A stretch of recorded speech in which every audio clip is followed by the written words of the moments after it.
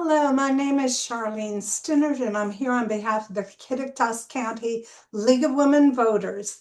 Joining us today to talk about their 2026 levy request is Tim Praino, Superintendent of the Kittitas County School District, and Casey Widner, who is the managing person of the school district. This interview is being recorded and will be uploaded to the League's YouTube channel and shared with traditional social media. Let's get started. Tim, could you talk to us a little bit about why the school district needs this levy? So the EP&O levy makes up approximately 20% of our annual operating budget. 1.9 million of that comes from the EP&O, and it's a replacement levy, and 400,000 of that comes from a capital projects tech levy. So Okay. without that, we would be trying to operate our school district on 20% less of the funds that we normally operate on. Okay. And how often do school districts generally ask for a levy? So typically, in the Kittitas School District, it's every 4 years. Schools across Washington State can do 2 or 4, but we've chosen to do 4. And does this levy increase property taxes? Yes and no. In the first year, it is estimated that it'll go up 2 cents per $1,000 of assessed value. Currently, in the 2026, I believe it's $1.65 per $1,000 assessed. In 2027, we're looking at $1.67 per 1,000. Wow. But then it starts to move down, and in years, I have my cheat sheet here. In years 28, 29, and 30, it goes from $1.60 per thousand to $1.54, and then to about $1.49. I see. And is there a process whereby people with disabilities or senior citizens can get a tax property break on these issues? Yes, there is a process to go through, and they need to go to the Kittitas County Auditor, Ah, and that's where they can fill out and go through that piece. excellent.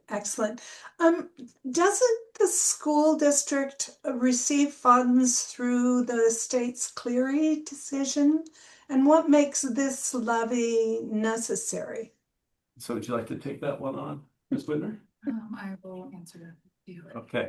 And so just to briefly kind of start with that is it does not take care of, the McCleary decision did not take care of all the funding issues that we have in schools. It does not completely fully funding any of the extracurricular activities, the clubs, the sports. It also, you want to fill in some other pieces around special education that the McCleary decision did not fund. And so there's many pieces that are still missing. Yeah, so like McCleary decision only funds so many percentage of employees, where this additional levy funds help us fill the gaps of where we need the funding. I see. I read someplace recently that there's a difference between bonds and levies, that bonds are for building and levies are for learning. Could you talk a little bit more about levies and learning and what that impact is? And so the levies for learning, this takes care of all of the staff members that are not fully funded by the state or the McCleary decision. So for instance, our paraeducators, our special education teachers, the differences to really, make sure that those students have the ability and the support that they need in each and every one of their classes. Oh, so this is really important part of your funding. Absolutely. Absolutely. So there are two propositions now that our voters will have to deal with. One says educational programs and operations. Could you just fill that in a little bit for voters? So yes, this is the and I always go back to I used to call it the maintenance, operation, and transportation levy. And in recent years, they changed that to the Educational Programs and Operations Levy. And so what this portion of the levy does is it helps us bridge the gap. And it helps us make sure that we have the right programs, the right supports for each and every one of our students. And Proposition 2 is a replacement levy for technology.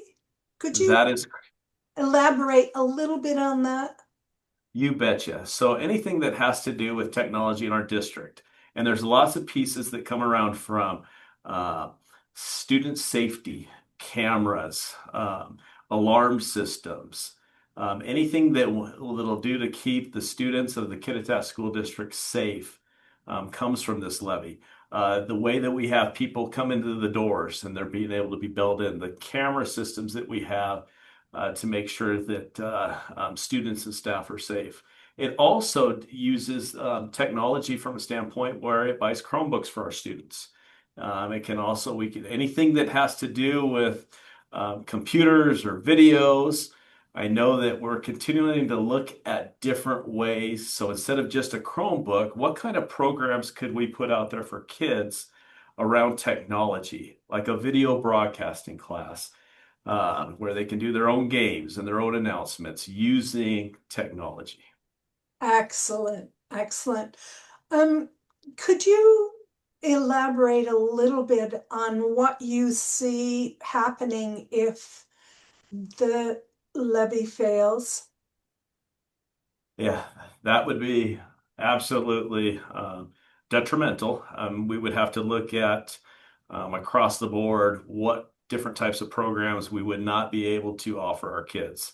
And anything from sports or activities to additional support in the lunchroom or on the playground, or additional support in those classrooms with special needs students.